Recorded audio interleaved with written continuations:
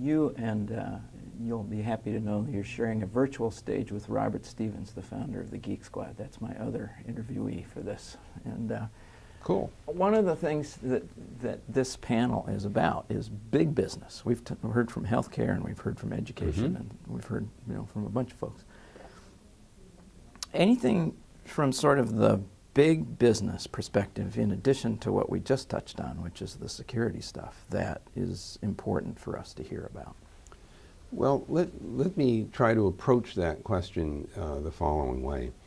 I want you to think a little bit about how people discover each other in the World Wide Web today. They don't actually know each other. They only know that they have common interests because they showed up at a common blog or they showed up on a web page.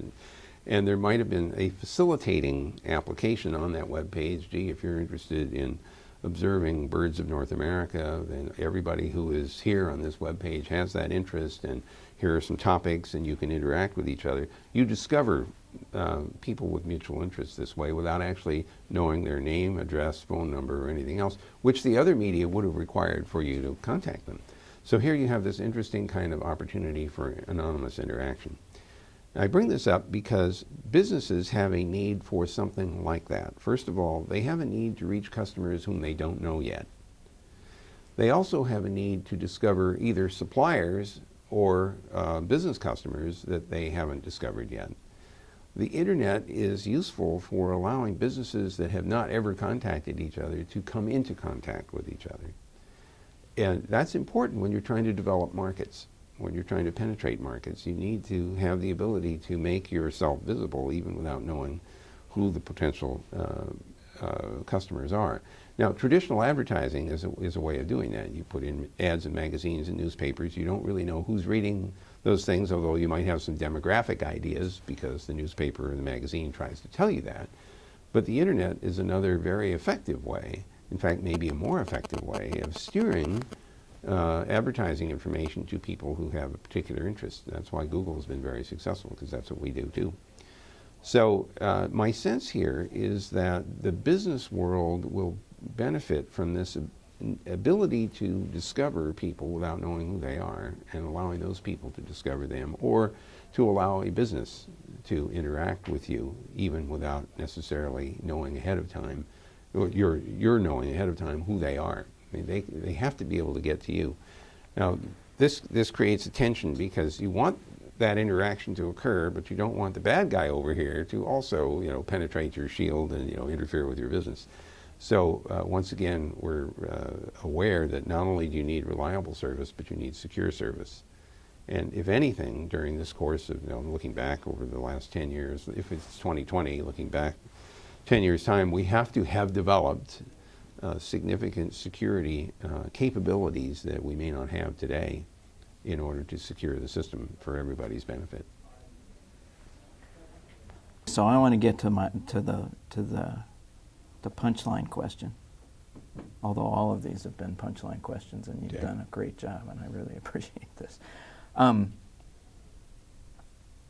Our last chapter is, once we've described where we want to go, and you've done a wonderful job of that, the last part is, how do we get there? Are there any particular things? And you've touched on some. This is really a chance for you to sort of touch on any that you've missed. Well, let's, I think we might agree, or your committee might agree, that getting to broadband access, under some definition of broadband, for everyone in the state is really important and valuable. We can't force people to take the broadband service. We can only make sure it's available to them and they can make their own choices.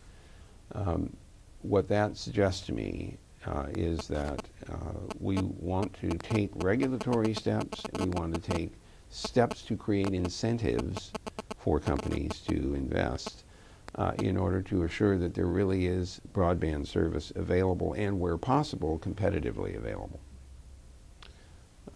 I think that we have to agree on a common goal to get this high-speed service up where it isn't today, and to get it up in competitive form where it isn't today. If we agree on that goal, then we have a question of what the mix is of resources that we can bring to bear. Some of it will be business policies at the state level. What businesses do we want to encourage? Are there tax steps or regulatory steps or other incentives that the state can offer to help create these new businesses that provide broadband service? Can we choose regulatory postures that assure openness and choice for the consumers and businesses?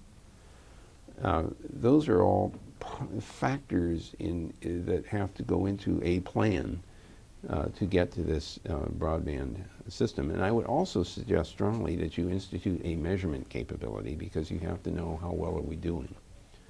So if you don't have the ability to track the penetration of broadband and the definition of broadband according to the various services, if you don't have that, you don't know if you're making progress. I think also we should be pushing hard for transparency from all of the broadband service providers. Please be very explicit to all of your users, business and residential, exactly what service you are offering. What are the terms and conditions? What are the limitations? What constraints might there be? So that it's clear to the purchaser of that service or subscriber to that service exactly what they should or shouldn't be getting. At Google, we believe that users should be able to measure the service that they're getting, and they should be able to tell whether or not it matches the proposed terms and conditions of service that they have subscribed to. Now, that's a kind of protective stance, but we also have a belief that the measurement will be helpful for everyone, including the provider of the service, because if you can begin to aggregate people's experiences with how the service works, you begin to notice whether or not your own service is performing in the way you expect it to, and how well does it stack up against your competitors. So having that information available is in fact beneficial to the companies providing broadband service, as well as being very helpful to the consumer of that service. Okay, I have one last question. Is the internet a great big truck, or is it a series of tubes? Well, I guess that depends a lot on your point of view. I could easily understand someone's confusion about this, because in some sense it is a collection of circuits that are connected to computers that do packet switching. And so in that sense it might look like a bunch of tubes, but in fact what was missing from that, your reference of course is to Senator Stevens' confusion, I guess, about exactly how this stuff worked. And I have to be fair to him, I think that he may have been misled by the people briefing him. What was missing from the understanding of this question is the packetizing that the internet does. The basic thing that flows through the internet is a packet. It's kind of like an electronic postcard. And what's interesting about the way packet switching works is that when you have a large amount of material to send, instead of sending it as one long, giant, continuous thing, like a snake that fills up the network and you can't send anything else until that snake gets out from the other end, we actually chop everything up into packets, and we can multiplex together packets coming from different sources. So if you have a very long file to send, you don't get to take up all of the capacity with it. What happens is that you send some packets and other people can merge their traffic into the stream. That's why packet switching is so effective, because it shares the resources and it can balance the demand that somebody has for a lot of capacity against someone who has a small amount of capacity requirement but needs to get in quickly because it might be an interactive service. So packet switching actually allows this dynamic allocation and sharing of capacity. So it doesn't behave at all like either a big truck or a series of tubes. Thanks a minute. I really appreciate it. Okay, well I'm glad we managed to get through all your questions, and it is It is exactly 12 noon. o'clock.